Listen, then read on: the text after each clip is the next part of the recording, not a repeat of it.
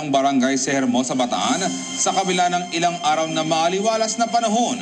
Patuloy naman ang pagdating ng ayuda mula sa iba't ibang sektor para sa mga apektado ng baha. Magbabalik si Aizelin David. Sa kabila ng magandang panahon na nararanasan na nanatili ang tubig baha sa ilang lugar ng Barangay Almacen sa bayan ng Hermosa, Bataan, ang ilan sa mga naapektuhang pamilya hindi pa bumabalik sa normal ang kabuhayan dahil sa baha.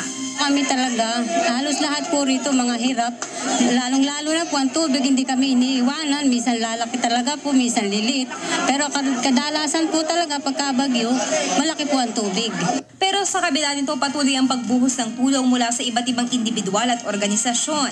Ang Philippine National Red Cross sa pamumuno ng chairman nito si dating Senador Dick Gordon ang nakasama kamakailan ni Bataan 2nd District Congressman Abed Garcia at Provincial Coordinator Gila Garcia sa pamamahagi ng mga pagkain, inumin at mga gamot para sa mga residente ng Hermosa at iba pang munisipalidad. Ang dating aktor na ngayon negosyanteng taga-Bataan na si Juan Migbondok ay tumulong sa kanyang mga kabarangay sa Barangay Balon Anito Mariveles at sa iba pang bayan sa Bataan.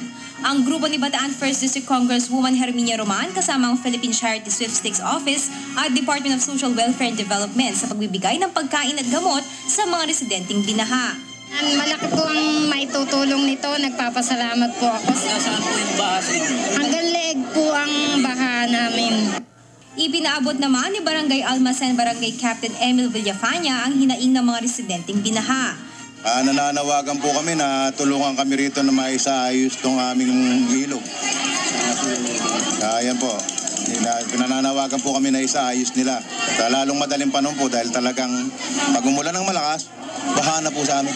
Sa aerial inspection kamakailan ni Bataan Mayor's League President at Dinalupihan Mayor Joel Payumo at Philippine Air Force, napag-alaman ang mababaw o heavily silted na mga ilog sa Bataan ang pangunahing sanhi ng pagbaha. Patuloy ang pagkikipag-ugnayan ng mga lokal na opisyal ng Bataan sa pamahalaang nasyonal hinggil sa agarang aksyon para maisalba sa pagbaha ang mga residente ng Hermosa, Dinalupihan at Orani. Kasama si Mike Sigara, ako si Aizelin David, Alerto Agisto sa Pagbabalita. Isang testigo